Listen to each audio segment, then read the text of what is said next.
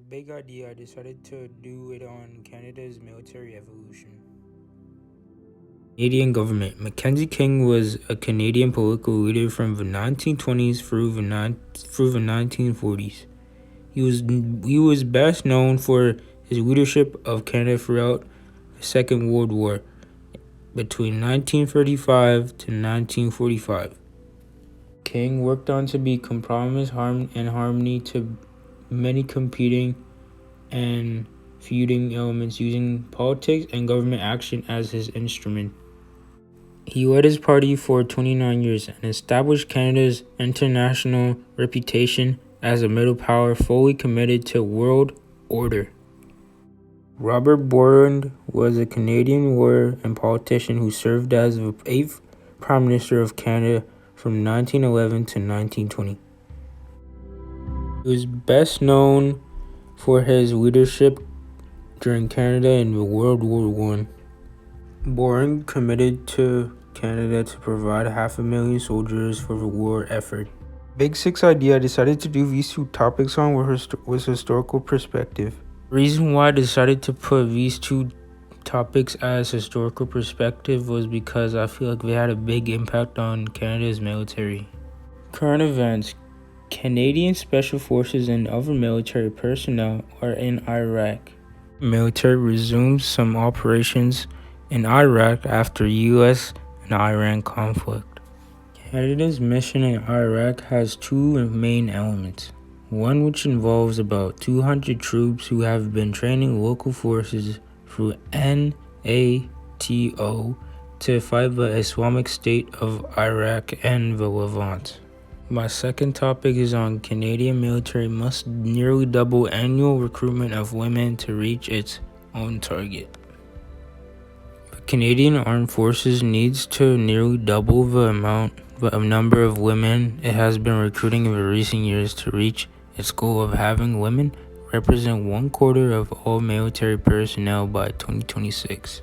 The study prepared by the Defense Research and Development Canada, which is a research arm of the department, says military must recruit around 3,500 women each year to meet its internal deadline. The Big Six idea for these two topics is evidence.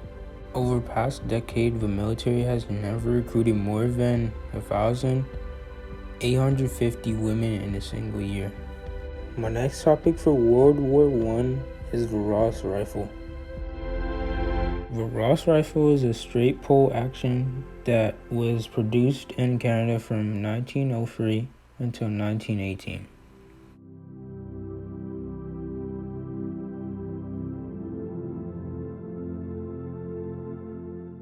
The Ross rifle was unsuitable for the conditions of a trench warfare, exacerbated by the often poor quality and ammunition issued.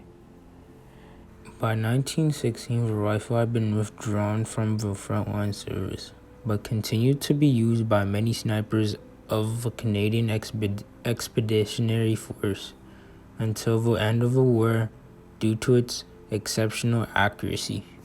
The first 1,000 rifles were given out to the Royal Northwest Mounted Police for testing.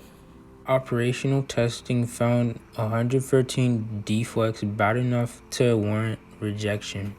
Next topic is on the Battle of Vimy Ridge, which took place on the Western Front in northern France. Battle of Vimy Ridge is part of the Battle of Arras in the Nord-Pas-de-Calais region of France during the First World War. The main combatants were the 4 divisions of the Canadian Corps in the First Army against the 3 divisions of the German 6th Army.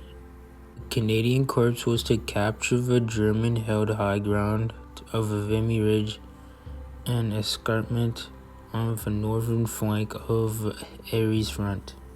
This would protect the 1st Army and the 3rd Army further south from the German enfilade fire. Supported by a creeping barrage, the Canadian Corps captured most of the ridge during the first day of the attack. The Big Six is historical perspective because this was the first time Canada has ever worked with a king, and they succeeded. and it was Canada's most celebrated military victory. The next two topics I'll be doing for the World War II is the weapons and the Air Force.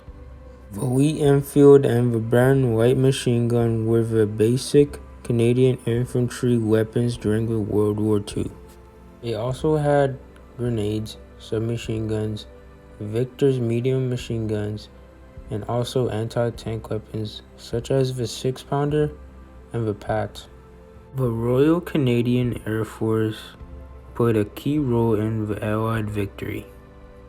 The RCAF reached peak strength of 215,000 in January 1944. By the end of the war, the RCAF would be the fourth largest Allied Air Force. The Western Air Command and the Eastern Air Command, located on the west and east coast of Canada, were responsible for protecting Canada's coast from enemy attack and protecting Allied shipping. The Big Six idea I decided to choose was continuity and change, because I feel like Canada's weapons and Air Force have evolved from what it was back in World War II. Canada in the post-era war, I decided to go for the Cold War. Canada in the Cold War was one of the Western powers, playing a central role in the major alliances. The Cold War was a standoff between the two superpower countries, Russia and America. Canadian forces were involved in the 1950 to 1953 Korean War and its aftermath. 26,000 Canadians participated on the side of the United Nations, and Canada sent 8 destroyers. For my Big Six idea, I decided to choose cause and consequence because I think both of these topics helped Canada develop its military. For the interior warfare, I decided to go for the Great Depression. Throughout the 1920s and most of the 1930s, Canadians' government kept military spending to a minimum. They were more worried about their jobs and families than the state of the armed forces. Commonwealth Air Training Plan was when over 140,000 Allied pilots and air crews received training at Canada's base. It was a key role at the Battle of Atlantic. For the Big Six idea, I decided to choose historical significance, because this was when all of Canada, even the military, was at the bottom.